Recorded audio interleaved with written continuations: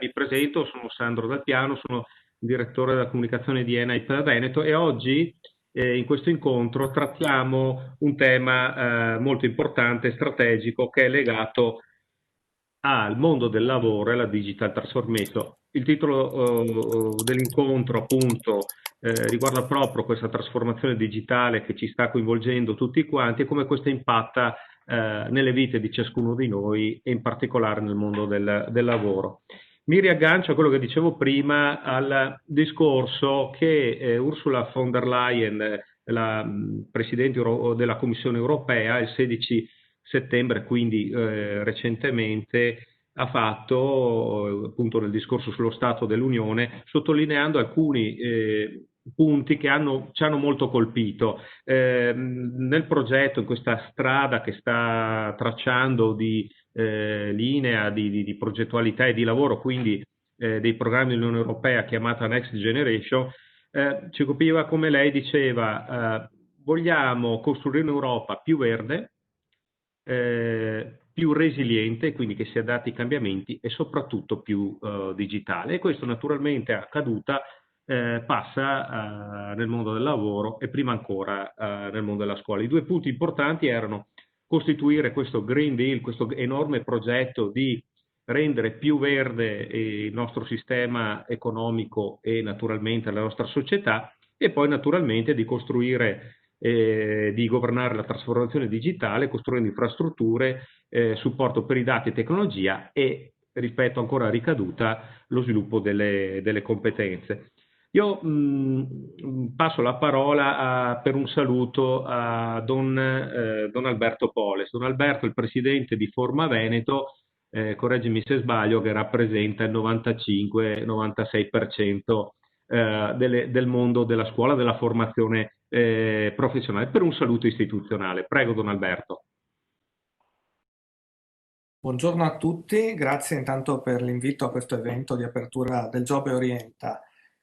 Sono il presidente appunto di Forma Veneto, l'associazione regionale che raccoglie e rappresenta tutti gli enti di formazione professionale. Sostanzialmente, Sandro ha detto già oltre il 97%. Parliamo quindi della rappresentanza di 20.000 studenti, un po' di più, della rappresentanza di più di 110 enti, della rappresentanza anche di quasi 3.000 collaboratori tra i dipendenti, tra i vari consulenti e chi presta in qualsiasi modo la sua opera all'interno dei centri, delle scuole di formazione professionale. Una realtà molto variegata che ha come core business, come diciamo tema di missione, l'educazione, la formazione dei giovani, sia attraverso quella che è l'intelligenza delle mani, cioè insegnare loro un mestiere, una professione, ma anche in tutto quello che è il processo educativo. E educazione è molto di più di insegnare un lavoro, è insegnare proprio a stare al mondo, entrare in una società a testa alta e con una propria dignità professionale.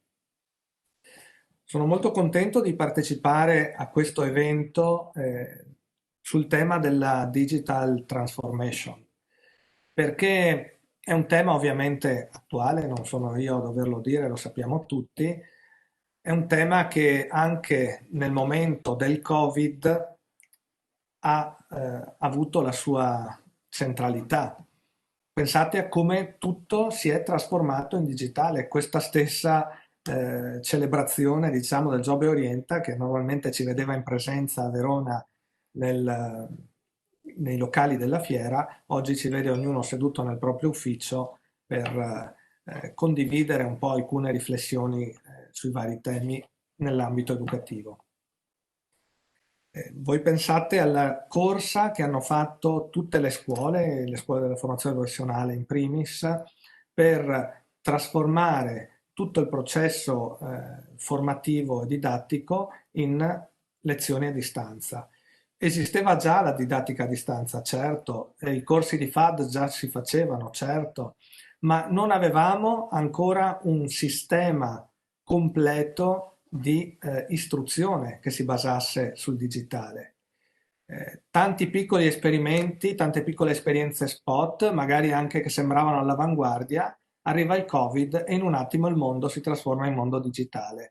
Prima, nella prima edizione di questa introduzione, facevo l'esempio della ricetta del medico, perché a me è capitato a marzo di aver bisogno di una ricetta, chiamo il medico, il quale figuriamoci se viene a trovare il paziente, mi dice vada in farmacia, sanno già tutto, porti questo codice, vado in farmacia e lì avevano già tutto. Per cui questo ci dice che il sistema era già pronto, però non si sa per quale motivo non veniva attivato, non veniva acceso.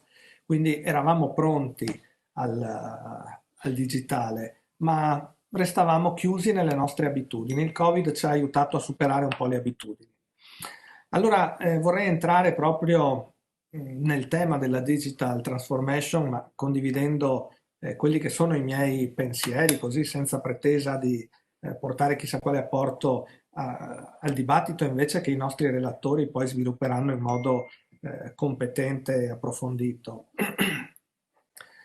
I grandi esperti, io mi rifaccio in questo momento a Daniele Casarini, non so se conoscete, i grandi esperti ci dicono che ormai nel prossimo decennio noi vedremo un inarrestabile processo di trasformazione digitale, no? Che entrerà quasi a sconvolgere le nostre vite, dove vedremo l'integrazione proprio di tecnologie diverse tra loro e questo ovviamente avrà una ricaduta forte nell'economia, ma avrà una ricaduta, ed è questo l'aspetto che a me personalmente sta più a cuore, avrà una ricaduta in generale sul sistema di vita della persona, no?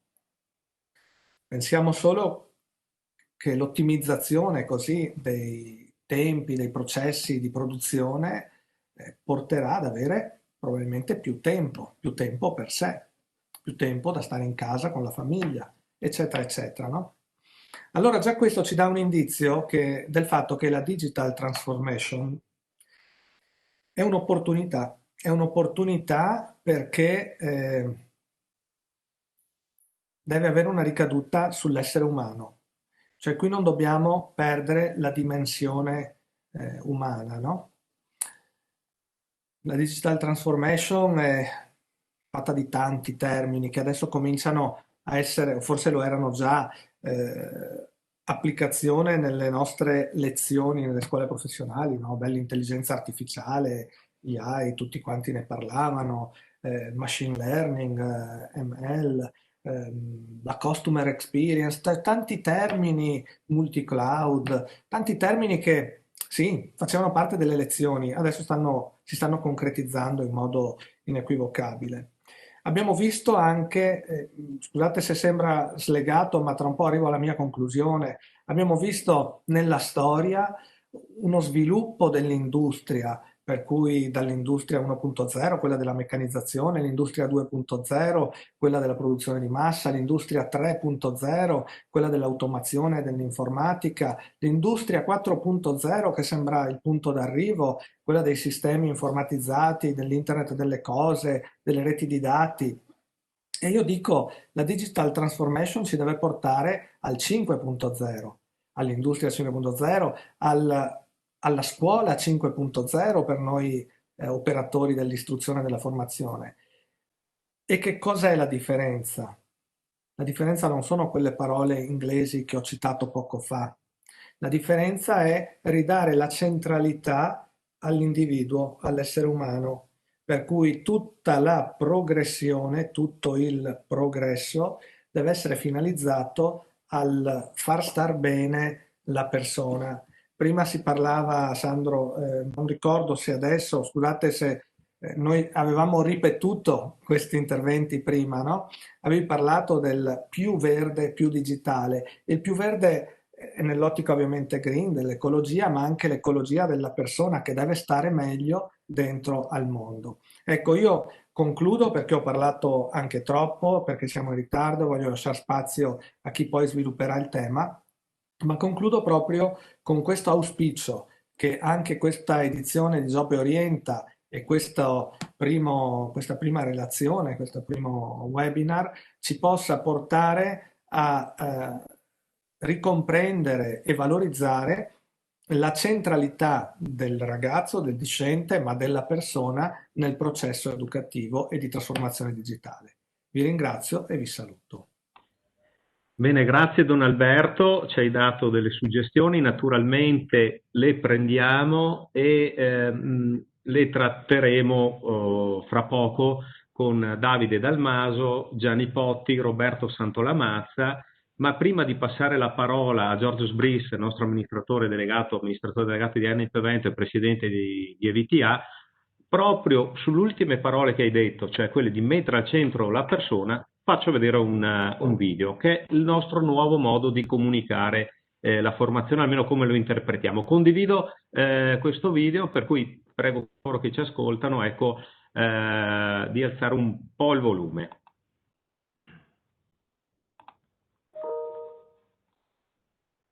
Chiedo scusa, ecco qua,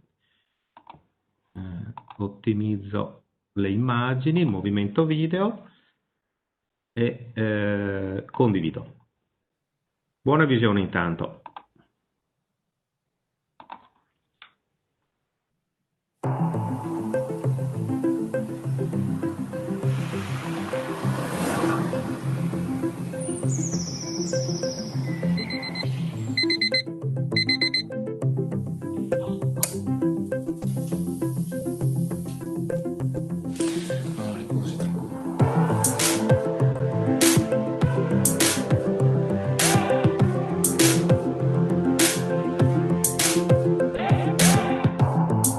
Wake up from a daydream, feel your neurons ignite.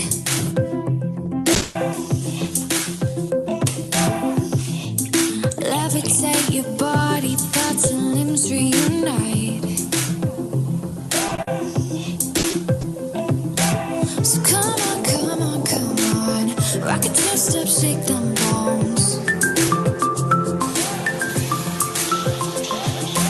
So come on, come on, come on, taste the rhythm on your tongue.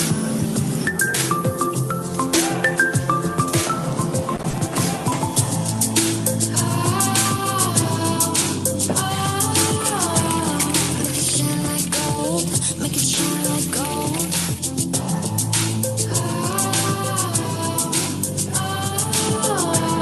Make it shine like gold. Make it shine like gold, gold. Buongiorno. Get down from that high horse, ride this feeling with us.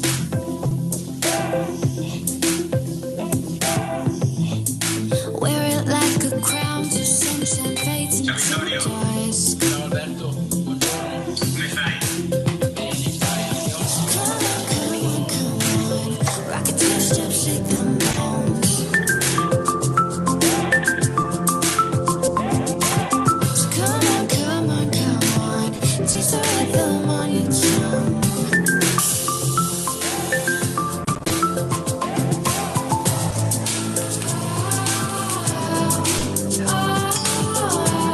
Make it shine like gold. Make it shine like gold.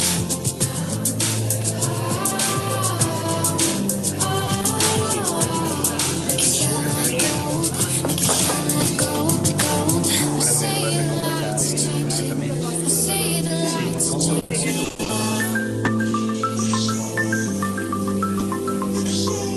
I hear the music playing.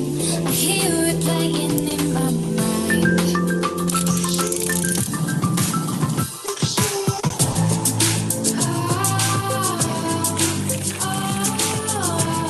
Make it shine like gold. Make it shine like gold.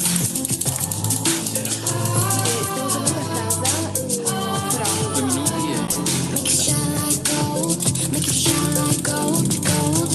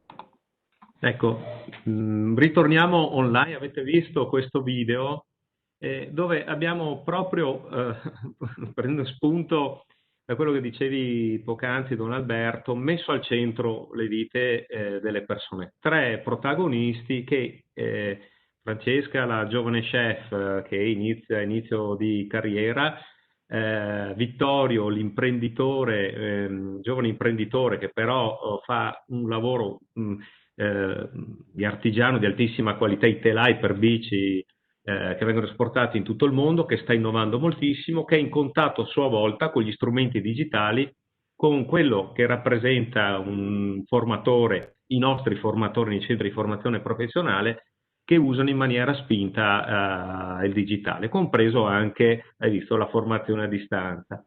Ecco, con questo video che cambia la prospettiva del comunicare la formazione professionale, vorrei chiamare qui a fianco a me Giorgio Sbrissa, che è qui presente con me in questa sala che abbiamo approntato per l'occasione, proprio nella sua veste di amministratore delegato di Enel Veneto, di presidente di EVTA, proprio come siamo in grado nei nostri centri di formazione, mettere al centro la persona, ma anche rispetto alle strade tracciate da quello che dicevo all'inizio, cioè dal discorso dell'Unione che Ursula von der Leyen ha dato anche come stimoli importanti per farci di lavoro, come queste di fronte alla rivoluzione nella quale anche noi siamo veramente non travolti, ma dobbiamo imparare, come dire, a governarla, come questo ricade poi nello sviluppo delle risorse umane. Giorgio, se vuoi metterti al centro qui, io tra poco vi riprendo. Innanzitutto un cordiale saluto a tutti. E la domanda di Sandro è, in termini più ampi, cosa dobbiamo fare come mondo della formazione rispetto a questo cambiamento che abbiamo in atto? La risposta è secca. Io credo fermamente che il nostro compito per la società è quello di rendere semplice l'iperspecialistico. Questo è uno dei nostri primi compiti. In un quadro, questo ancora è un altro quadro che va ancora da definirsi, ma è sicuramente un quadro dove ci deve stare la competitività, l'inclusione e la sostenibilità. Io non so quanti hanno avuto modo, quanti di voi, quanti di coloro che sono collegati in questo momento, quanti hanno avuto modo di vedere il video inaugurale che ho trovato bellissimo e veramente profondo. Anche per coloro che non l'hanno visto, questo video per me è stato veramente interessante perché ripone al centro le persone, ma ripone al centro una questione che forse ci eravamo dimenticati e che ahimè anche il coronavirus ci era chiamato. C'è una grande questione di scelta. Il tema fondamentale è il progetto di vita. Riprendo un po' le parole anche di Don Alberto, con il quale abbiamo ovviamente una vicinanza fortissima, non solo di amicizia, ma di condivisione valoriale, e questo è, credo, oggi una cosa veramente importante. E a volte avevamo paura, ci eravamo dimenticati di usare questi termini: scelta di vita, una scelta esistenziale, consapevole, e questo è il tema fondamentale che noi dovremo affrontare. Andrò veloce perché so che il tempo corre e siamo anche un po' in ritardo, abbiamo avuto questi problemi tecnici con gli strumenti. Oggi noi non sappiamo quello che succederà fra 10 anni, questo è un dato, prendiamolo, dobbiamo esserne consapevoli. E sappiamo che la tecnologia apprende, sappiamo che la tecnologia, penso a Gianni, penso anche a Roberto, loro lo sanno benissimo, tanto meglio di me, ha una curva che, se la immagino dal punto di vista matematico, è una curva esponenziale, e invece l'apprendimento delle persone è una curva lineare, una curva fa così e una curva fa così. E quindi c'è un grande gap che continua nel tempo a segnare il passo nel rapporto con le persone. Siamo di fronte quindi sicuramente a una grande discontinuità. Sappiamo che rispetto alla discontinuità molte persone hanno paura, E quindi, ripeto, per questo, a risposta secca, rispetto a queste paure, rispetto a questo cambiamento, un primo compito della formazione, dell'istruzione della formazione professionale, di tutta la formazione, di tutto il mondo dell'educazione, è rendere semplice quello che sembra complesso. Attenzione, dobbiamo ripensare, io credo, anche al rapporto competenze-capacità. Questa è un'altra questione che abbiamo di fronte. È vero, ve l'ho detto, le tecnologie apprendono, ma noi dobbiamo immaginare dei luoghi di apprendimento, dobbiamo ripensare a dei centri di formazione che non sono più centri di formazione, che stanno all'interno di città, che stanno all'interno dei territori. E tutti questi spazi, questi luoghi devono diventare luoghi di apprendimento. La conoscenza diffusa avviene anche attraverso i luoghi. L'apprendimento di tutta la popolazione è una cosa fondamentale e allora io vi riassumo qual è stato il nostro pensiero, cosa stiamo facendo. Noi abbiamo intrapreso una strada ben prima del Covid, ve lo anticipo, dove abbiamo iniziato dei percorsi di investimento estremamente significativi per una realtà come Enep, che pur grande è l'ente più grande di formazione in Veneto, ma stiamo parlando di una realtà che ha una dimensione di fatturato almeno in Veneto di circa 25 milioni. Noi negli ultimi anni stiamo investendo mediamente intorno al 3% del nostro fatturato in strumenti. Sto parlando di circa, fra PC, tablet, l'anno scorso 1 migliaio di strumenti, che è una cosa importante. Abbiamo investito in connettività, abbiamo la fibra, ma in realtà abbiamo investito molto di più nelle persone. Solo l'anno scorso, per questo, indirizzati a questi cambiamenti, noi l'anno scorso i nostri lavoratori hanno fatto mediamente oltre circa 30 ore di formazione su base annua. Dove includiamo tutto questo? Questo, quando vi dicevo, noi pensiamo che la formazione debba essere competitività e inclusione nella sostenibilità.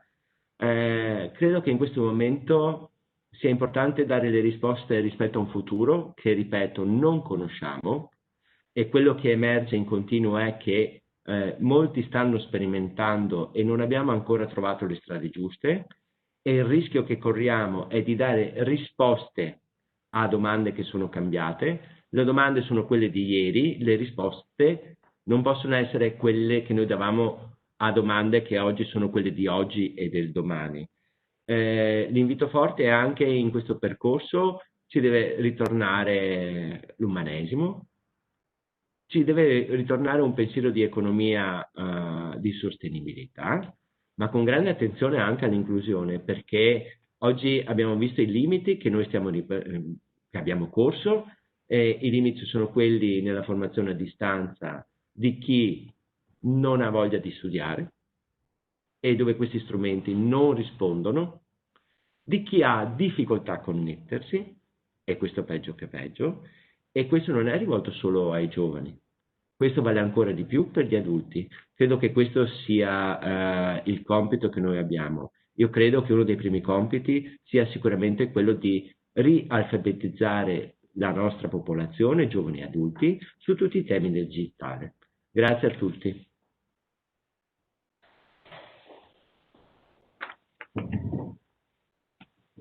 Bene, riprendiamo dopo l'intervento di Giorgio Sbrissa la condivisione con gli altri relatori.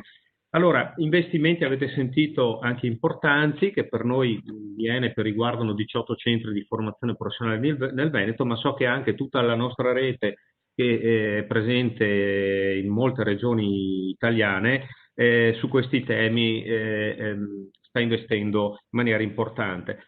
Per contenere i tempi cercherò di andare all'essenziale per evitare di sforare ancora di più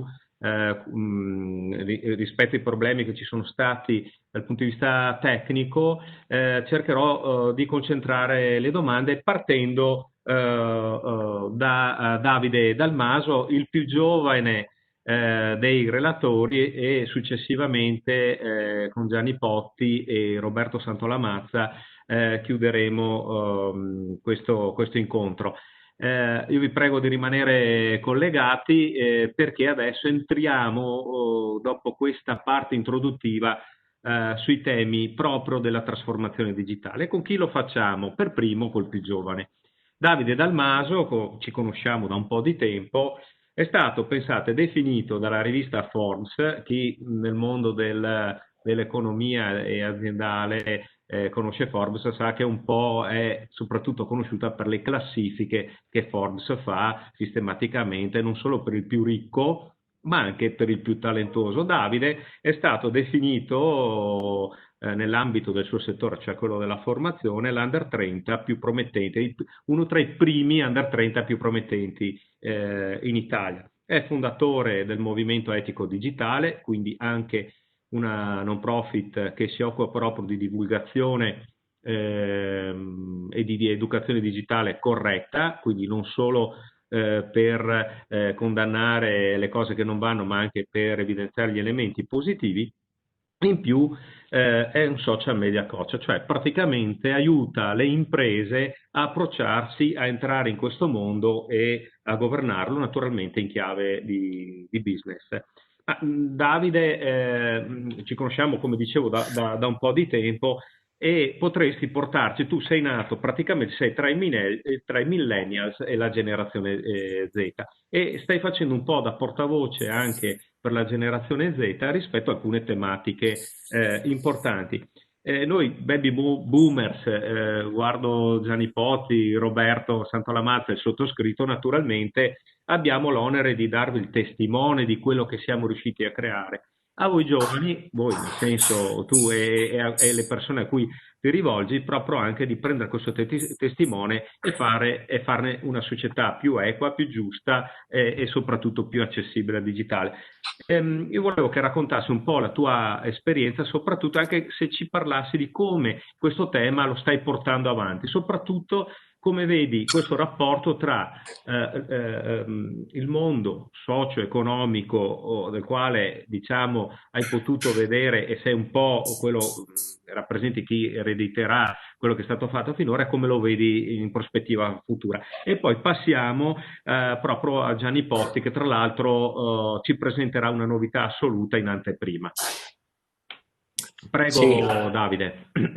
sì, sicuramente c'è da costruire un ponte, no? Un ponte tra generazioni, perché effettivamente la generazione vostra, mi senti di dire, no? Come l'hai definita, è la generazione che in questo momento ha anche le redini, probabilmente, del nostro paese, è la generazione che custodisce anche tutta una serie di conoscenze, di cultura, di tradizioni, di capacità, di sapere effettivamente che deve in qualche modo essere passato alla generazione di cui sì, che rappresentano la generazione Z. Effettivamente il digitale molto spesso è un elemento di distruzione, è un elemento che irrompe in un mercato, pensiamo a quello della formazione, è entrato e ha sconvolto un po' tutte le logiche, no? Quindi effettivamente il digitale rimescola le carte proprio dell'educazione, in questo caso, ma rimescola le carte di tanti settori. E forse è proprio questo il passaggio che dobbiamo essere bravi a fare, perché è vero che rimescola le carte e spesso anche proprio rimescolando tante carte si perdono, no? Ma dobbiamo essere consci proprio di riuscire a creare questo ponte per cui certe competenze digitali devono andare comunque ad essere formate, ad essere passate anche alla generazione degli adulti, ma allo stesso tempo i giovani, grazie al digitale, devono riuscire a conservare per sempre, penso alla tecnologia tipo la blockchain, del sapere, delle tradizioni, degli usi, della conoscenza che altrimenti si perde in questi passaggi. E secondo me questo concettualmente è una cosa importantissima. Nel concreto cosa significa? Io, come sapete, insegno anche in una scuola superiore da 4 anni, una scuola proprio professionale, e di cui in prima superiore facciamo una materia molto importante che è l'educazione civica digitale.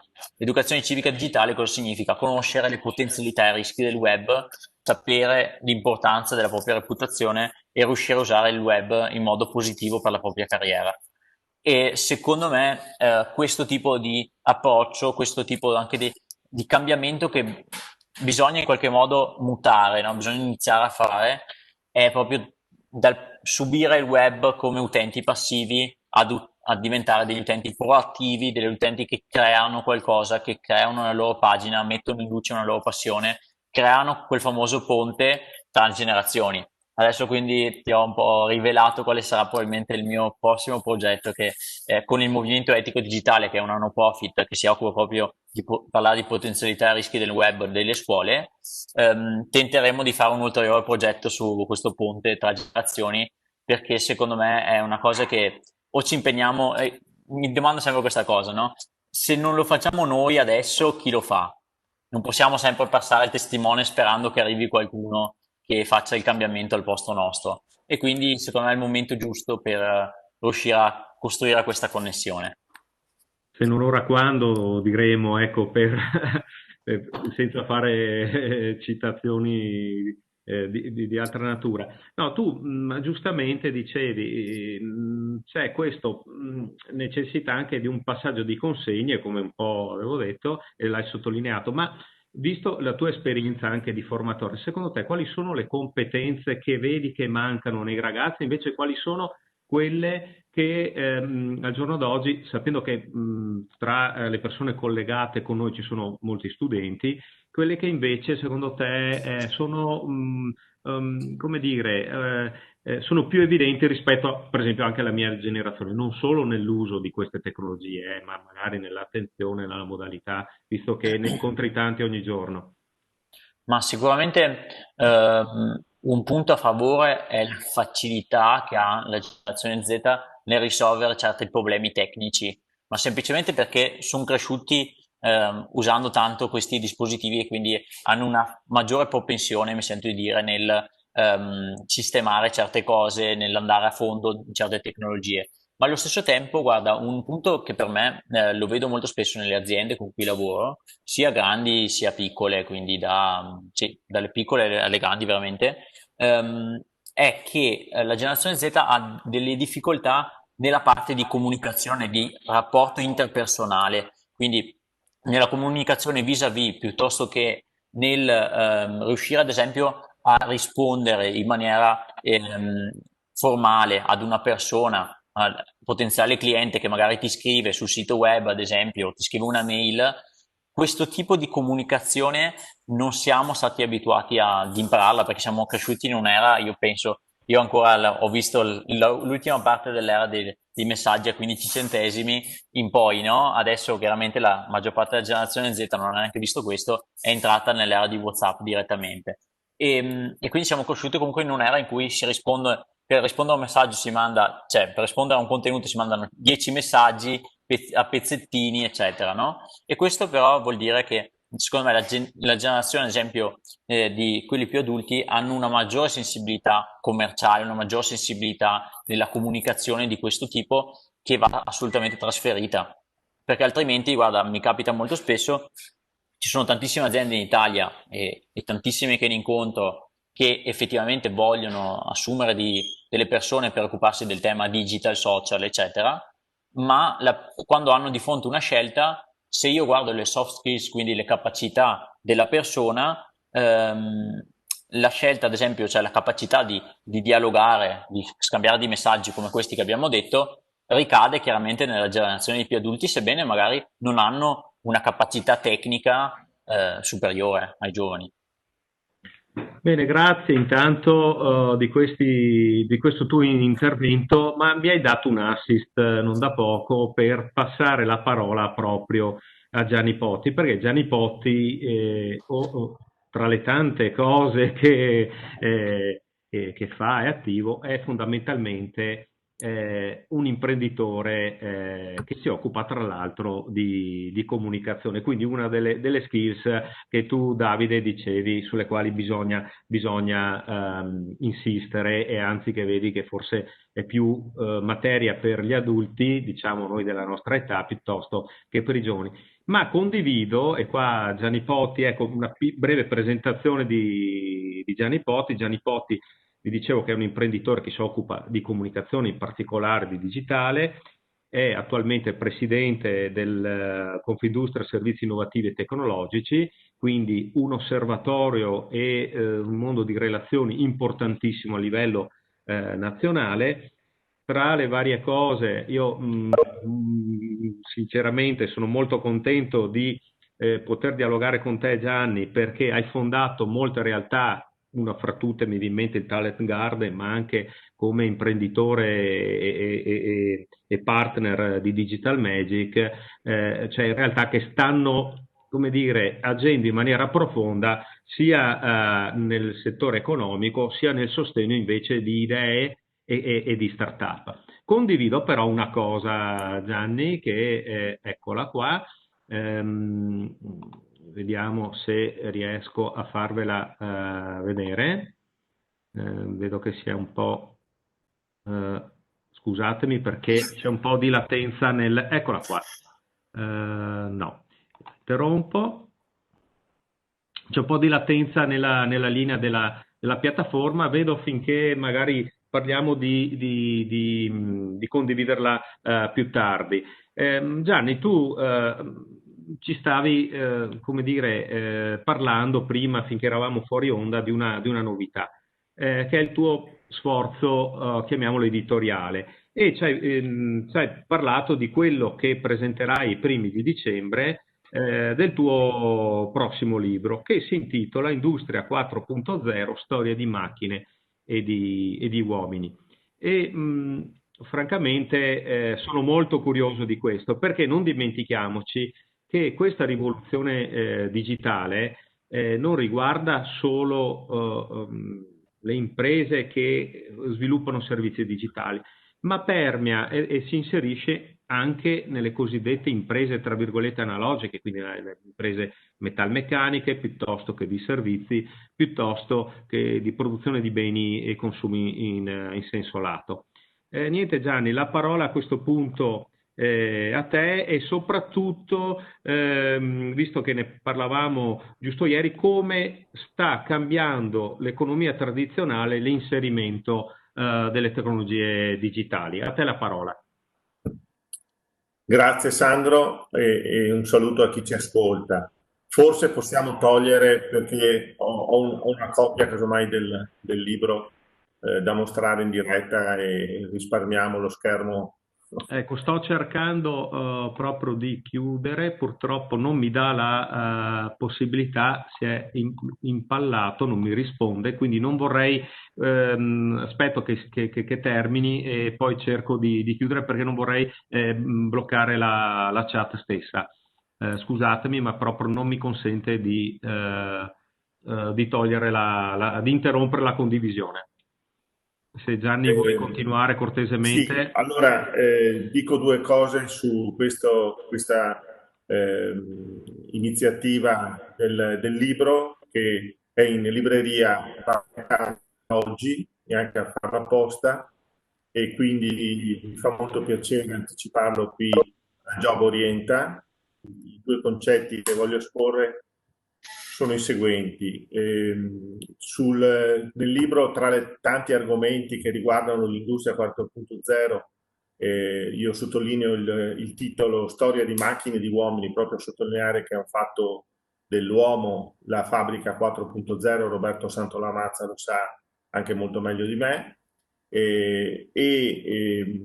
Quello che voglio sottolineare è che spesso mi chiedono: ma qual è dal suo punto di vista diciamo, l'uomo classico della fabbrica 4.0? E allora oggi bisogna andare a scomodare le cosiddette professioni ibride.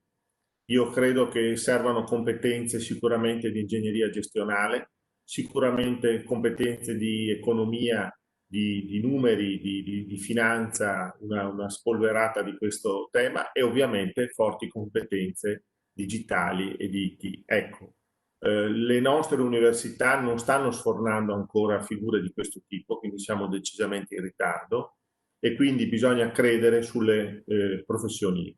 Mentre volevo dire a Matteo che assolutamente concordo con quello che lui dice sul fatto che i giovani ragazzi sono più smanettoni di noi della nostra generazione, ma il tema delle competenze digitali è una cosa un po' diversa e riguarda chi ha 70-80 anni e anche chi ne ha 15, nel senso che la consapevolezza di cosa ha in mano, un conto è saper fare cosa che invidio, che so i giornalisti in conferenza stampa che si mettono, ti guardano negli occhi e nel frattempo scrivono a una velocità incredibile. Ecco, queste cose le invidio terribilmente.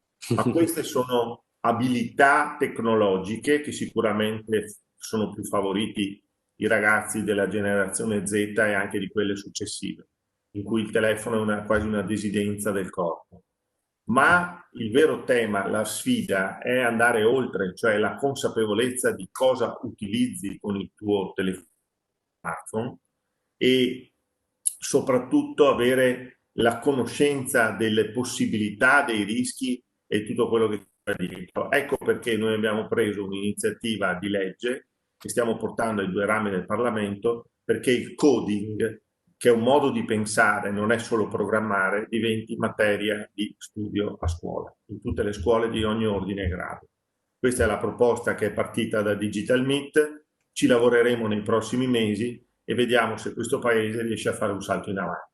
Quanto al libro, invito tutti coloro che ascoltano il 3 dicembre alle 18 al collegamento in cui avrò la fortuna di avere, oltre a Enrico Carraro, Leopoldo Destro e Rosario Rizzuto, rettore dell'Università di Padova, anche il ministro Patuanelli, che terranno a battesimo il libro Industria 4.0, Storia di macchine e di uomini, che è disponibile in libreria da oggi. Ho fatto lo spot. Grazie. Beh, ma hai fatto bene, grazie Gianni, hai fatto bene a farlo perché credo non mancheremo alla presentazione, ma hai dato anche degli spunti. Beh, per esempio quello del coding, hai perfettamente ragione, non ha senso vederlo solo come programmazione, ma proprio come un elemento costitutivo dei programmi della scuola. Il fatto che dal Digital Meet, da questa grande manifestazione che ormai è un appuntamento fisso, sia nato anche quello che poi sta diventando una proposta di legge, vi fa onore di tutto il lavoro che avete fatto in questi anni. Ma l'altro tema che vorrei trattare anche con Roberto Santolamazza era poi anche come questo, e torniamo a bomba sulle competenze richieste nei profili professionali piuttosto che nel mercato del lavoro, come questo poi ha, quindi quando parliamo ed entriamo con Roberto Santolamazza proprio sul tema, ecco, perfetto, mi si è aperta anche l'altra chat, quindi non dovrei avere più problemi, ma continuo con questa, non ti preoccupare, Chiara. Dicevo, l'altro tema è quello del trasferimento di tecnologia dai laboratori, chiamiamoli così, all'azienda, dall'azienda al mercato attraverso i brevetti, ma non da ultimo il trasferimento delle competenze. Allora, per chi ci ascolta, per chi è rimasto con noi nonostante questo ritardo, Roberto Santolamazza è il direttore generale di T2I. T2I è una società che si occupa proprio di questo, tra l'altro molto attiva anche nel settore della formazione professionale e che ricordo essere nata dall'iniziativa delle Camere di Commercio del territorio, cioè coloro che hanno proprio la rete e la sensibilità e il rapporto diretto con le aziende. Ecco Roberto, so che tu sei reduce dal World Manufacturing Forum, cioè una manifestazione più importante a livello mondiale dove si discute proprio di questo. Ecco, una cosa sulla quale puoi darci anche alcuni lumi rispetto alle linee che siamo partiti un po' da lontano dalla von der Leyen, però direttamente quali sono poi alla fine le richieste che le aziende hanno rispetto ai fabbisogni professionali del mercato del lavoro, come questi si stanno evolvendo e soprattutto rispetto a il pre e post Covid, come queste stanno accelerando dal lato del tuo osservatorio e la tua esperienza con le imprese del territorio veneto. Grazie. Certo, grazie Sandro, un saluto a tutti e grazie ancora per l'invito. Io proprio a questo proposito vi condivido subito un contenuto perché ho preparato delle, diciamo, scusate, ok. Ho preparato soltanto alcune slide per appunto darvi un po' l'idea, così anche lasciare un po' traccia delle cose che diciamo, venendo anche l'esperienza che citavi ora. Allora, sostanzialmente il World Manufacturing Forum è un osservatorio non solo europeo, prevede la partecipazione di numerosissime organizzazioni a livello internazionale, sia della ricerca applicata al trasferimento tecnologico, ma anche ovviamente del tema fondamentale che è poi la ricaduta a terra attraverso anche l'education di queste competenze innovative. E guarda caso, questa edizione è stata tutta concentrata proprio sul tema delle skills, delle competenze, no? Quindi anche se si chiama Technology Forum, in realtà il tema è stato proprio focalizzato su questo perché ci si è resi conto, e credo che sia stato detto in maniera molto chiara da chi mi ha preceduto, di come le tecnologie da sole non possano sicuramente realizzare il potenziale elevatissimo che invece rappresentano se unite alla persona. Anche perché, e questo l'amico Gianni Potti lo sa bene perché ci lavoriamo un po' insieme, il tema della centralità della persona, della cosiddetta Society 5.0, come viene chiamata in Giappone, passa proprio attraverso una visione che è umanocentrica, quindi in cui la persona è al centro e le tecnologie sono un elemento abilitante. Ecco, questa ricerca che è stata presentata, adesso vi faccio vedere così qualche numero, sostanzialmente, nel senso più ampio del mondo dell'industria, fa vedere lo scollamento, lo scollamento sempre ampio che c'è stato in questi ultimi 10 anni, ma che viene previsto in ulteriore allargamento come forbice se non si corre davvero ai ripari, in termini di possibilità di openings, quindi di opportunità di, tra l'altro, occupazione ad elevato valore aggiunto rispetto all'output, diciamo, che dal mondo dell'education e in generale il mercato del lavoro offre. Quindi, come vedete, le principali cause che sono state rivelate, vi dico, è una ricerca fatta attraverso oltre 400 organizzazioni tra il Nord America, tutta Europa e alcuni paesi asiatici, sostanzialmente che le carenze di un training focalizzato sulle tecnologie che servono, i buchi in termini di educazione. Tra l'altro questa ricerca è stata presentata poche settimane fa, ma si rifà soprattutto a numeri e a indagini 2019, quindi possiamo dire pre-Covid, e ha anche un altro elemento, vedete, una cattiva immagine, ad esempio, dei lavori che sono connessi all'industria, la figura dell'operatività. Insieme a una bomba che vale soprattutto per l'Europa e soprattutto per l'Italia, demografica come quella di una popolazione che è assolutamente in fase di declino demografico.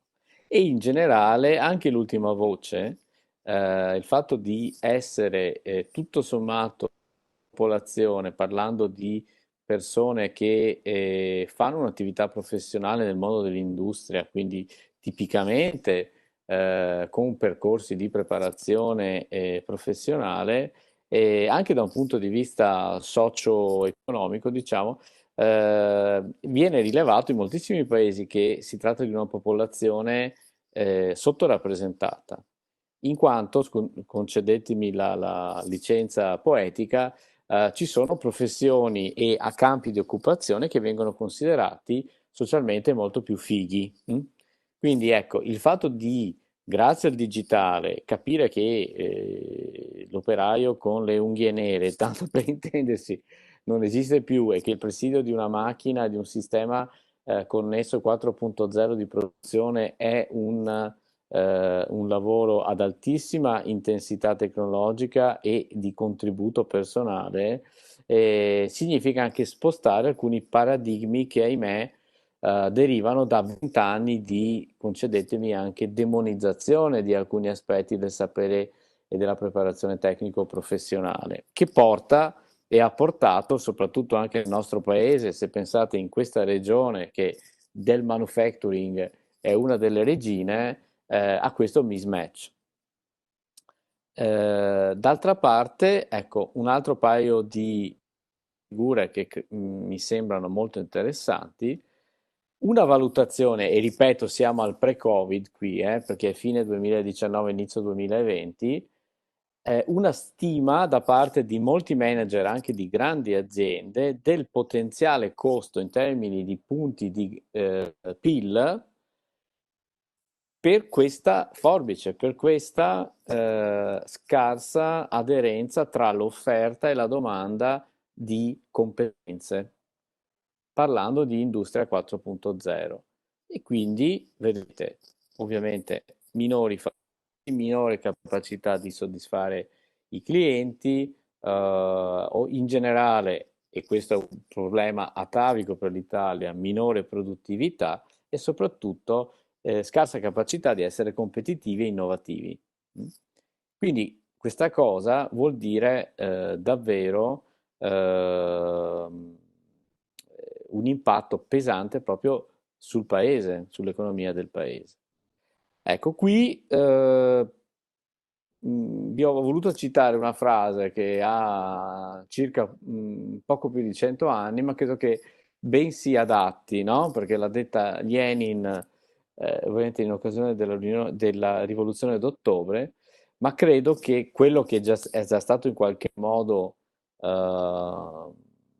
citato meriti una riflessione, cioè quello che ha potuto il Covid in poche settimane non è accaduto in decadi, perché come qualcuno diceva, anche i sistemi di teleconferenza esistevano già, avevamo già la possibilità di fare videochiamate, avevamo la possibilità per certi aspetti di lavorare in remoto, ma doveva esserci un catalizzatore e questo catalizzatore ha permesso di provare che si può.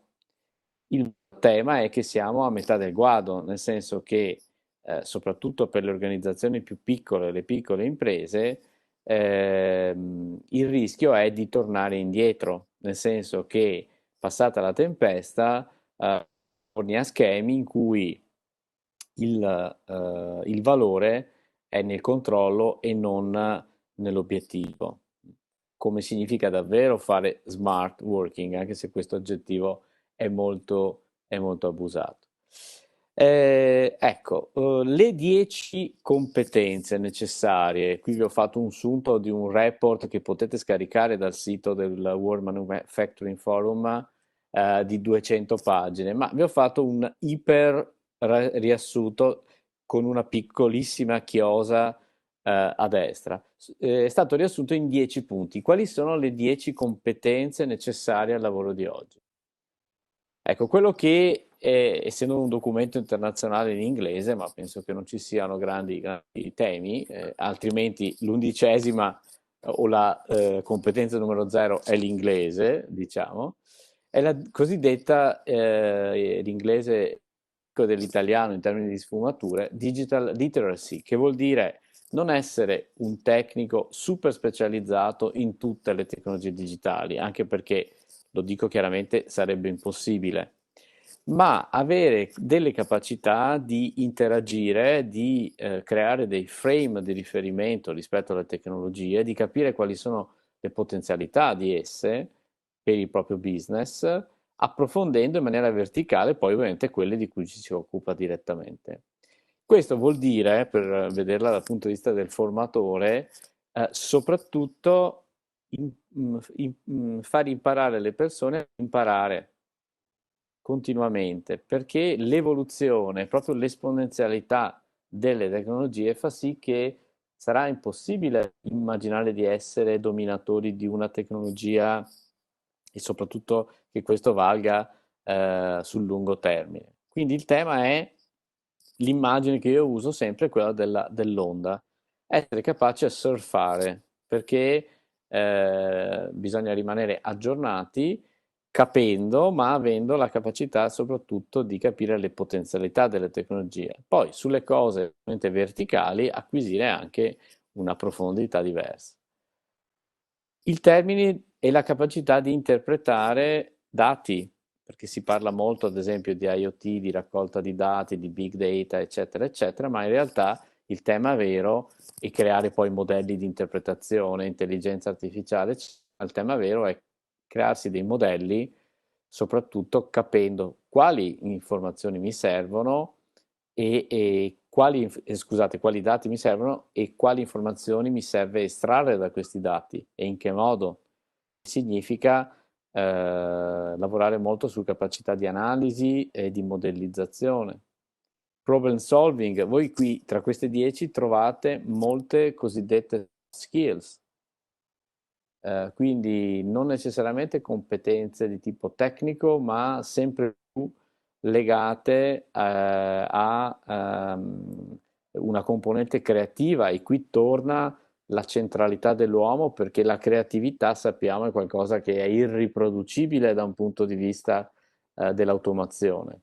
È proprio quel contributo originale, per fortuna, che ci salva come esseri umani, diciamo. Una capacità e un mindset imprenditoriale, questo anche se si è dei lavoratori dipendenti, perché una proattività e un'organizzazione del lavoro in una logica imprenditoriale sicuramente punta a un tema di efficacia ed efficienza. Ovviamente il tema della sicurezza, che rimane un tema assolutamente chiave. L'inclusività, quindi l'apertura alla diversità, la diversità come ricchezza è un altro aspetto fondamentale, e anche questo considerate che è un elemento sempre più importante proprio anche per la difficoltà demografica che il nostro paese, che l'Europa sta attraversando, e che non può non vedere una soluzione attraverso una mobilità delle persone anche da altri paesi, altri continenti.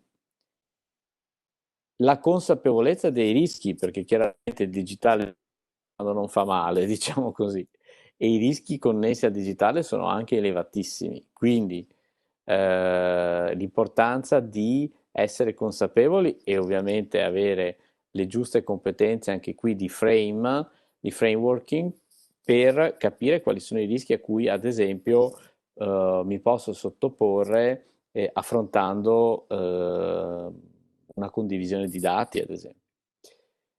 La gestione della complessità, questo è inevitabile, perché il futuro è sempre, futuro presente è già complesso e lo sarà sempre di più.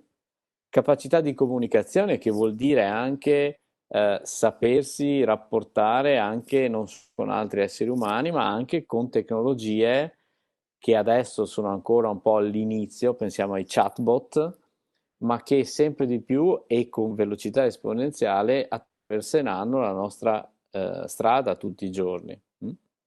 E poi in generale un'apertura mentale, dove il tema del trasferimento tecnologico, ma io preferisco parlare di trasferimento di competenze, dove la tecnologia, ripeto, è un pezzo, deve essere un'apertura forte, dall'imprenditore all'ultimo dei collaboratori, perché semplicemente il fatto anche di lavorare non solo con colleghi della propria azienda è un elemento che nei processi di trasferimento conta, e conta tantissimo. Quindi, ripeto, non è solo un tema di acquisto di una tecnologia. E sostanzialmente dei nuovi sistemi per l'agricoltura, che sono macchine e trattori senza la cabina del conducente. Quindi sono trattori completamente a guida autonoma, in grado di lavorare 24 ore su 24, interfacciandosi con reti di sensori e ottimizzando le lavorazioni in base anche al meteo, in base alle situazioni specifiche, dove il contadino, per usare questa terminologia, sta in una cabina di comando da qualche parte remota e usa degli strumenti digitali per controllare le operazioni. Ecco. Questo per darvi l'idea di come davvero nessun settore sia escluso dalla necessità di avere questo tipo di conoscenza delle tecnologie digitali, che è un tipo di conoscenza, ripeto, soprattutto in una ottica di business e di impatto sul proprio business. E ecco, spero di non aver sforato troppo i tempi, ma siamo un po' in recupero, quindi ecco, mi fermerei qui. Guarda Roberto, non li hai sforati sicuramente perché abbiamo anche, come dire, appunto iniziato in ritardo, ma hai dato delle suggestioni incredibili, io sono rimasto molto colpito dai numeri che sono venuti fuori e di fatto i numeri che hai presentato dicono una cosa. Dicono che c'è posto per il futuro dei giovani che però hanno questi posti di lavoro, hanno bisogno di nuove competenze e soprattutto, a prescindere dal tipo di lavoro che si farà, compreso quello, io ho ancora l'immagine romantica del contadino, perché mio nonno lo faceva e invitava tutti i nipoti magari alla vendemmia piuttosto che a Sì, pigiare con i piedi l'uva, ho ancora questi ricordi, cambia radicalmente. Un'ultima domanda, poi ci certo. salutiamo anche tutti coloro che sono rimasti finora con noi. Che consiglio daresti proprio sul tema, perché sia tu che Gianni Potti, cosa avete detto? Che anche il sistema scolastico, formativo e universitario è chiamato a sviluppare competenze professionalizzanti, quindi non solo la parte teorica. E negli ultimi anni si è forse un po' perso questo. Ecco, a un giovane, ma anche i formatori soprattutto, perché anche loro sono chiamati a cambiare modalità di insegnamento, ma anche a impegnarsi nel padroneggiare queste competenze. Sì. Come battuta finale. Sì, ma allora io credo che bisogna rifarsi, tu giustamente citavi all'inizio un po' la macro strategia europea della Commissione, eccetera, e magari qualcuno di voi conosce il modello sicuramente, anzi, della cosiddetta quadrupla elica. Che è il modello, insomma, del trasferimento tecnologico, dell'innovazione, dove si vedono le pale di questa elica sostanzialmente rappresentano ovviamente il mondo della ricerca dove viene prodotta l'innovazione, ma il mondo del business, quindi le imprese, il mondo della governance, quindi il mondo delle istituzioni e anche ovviamente dell'education, e poi la persona e la società civile, diciamo. Ecco, che girano, diciamo, in un circolo ovviamente virtuoso. Secondo me la cosa fondamentale è un po' questa, cioè vedere questi mondi non come mondi separati, dove il valore, per esempio, sociale dell'impresa, sicuramente moltissime cose sono state fatte, però viene confermato, e dall'altra parte neanche la scuola è una Turris eburnea. Quindi il fatto di facilitare momenti di scambio, sappiamo che sul tema, più di me, siete esperti, il tema dell'alternanza scuola-lavoro, insomma, con tutte le mille Certo. sperimentazioni che durano da tanti anni. Però nelle scuole professionali, tra l'altro, forse è il fronte più avanzato di questa interazione tra il mondo delle imprese e il mondo della scuola. Io credo che questo, anche a livello universitario, vada molto, molto più spinto, sia per il valore sociale che dicevo, ma anche proprio per un tema di preparazione e anche in una logica che c'era tra le 10 competenze di questo Mhm. spirito imprenditoriale, perché i ragazzi oggi, anche all'università, rischiano di non avere una grande spinta. Anche i laureati in economia escono tuttora senza avere davvero quattro nozioni di come si fa a aprire una propria impresa, insomma, ecco. Quindi questo secondo me è proprio perché non abbiamo bisogno soltanto di innovare prodotti e processi. In questo momento abbiamo bisogno di innovare anche una classe imprenditoriale, e quindi il fatto di stimolare queste cose può avvenire solo se c'è maggiore compenetrazione tra il mondo dell'education e il mondo delle aziende, insomma. Certo. Io con queste tue ultime battute, proprio comprimendo un po' i tempi, chiuderei qui questo primo incontro. Ci scusiamo ancora con i relatori, ma in particolare con coloro che ci seguivano da remoto per i problemi tecnici indipendenti proprio dalla nostra volontà, perché eravamo presenti alle 11:15 anziché alle 11:30, giusto per cominciare. Ecco, con questi stimoli io vi invito, ringraziando appunto Don Alberto Poles per i saluti, Giorgio Sbrissa che ci ha dato alcuni stimoli importanti prendendo dal mio incipit che parlava appunto di Ursula von der Leyen e del proprio discorso all'Unione, e poi successivamente di Gianni Potti per la presentazione tra l'altro del libro, e non solo, la tua chiusura, e il giovane del gruppo Davide Dalmaso che ci saluta perché è impegnato già in un'altra call proprio con lo spirito del full digital, come si dice. Io non ho che da salutarvi e ringraziare te, Roberto, come ultimo relatore, e darvi appuntamento ai prossimi incontri che naturalmente trovate nella programmazione di Job per i prossimi giorni. Ecco, un ringraziamento di nuovo e un saluto a tutti. Roberto, avremo modo di sentirci e proseguire questi discorsi Senz'altro. anche in altre occasioni. Grazie Grazie a ancora voi. e un arrivederci a tutti. A presto.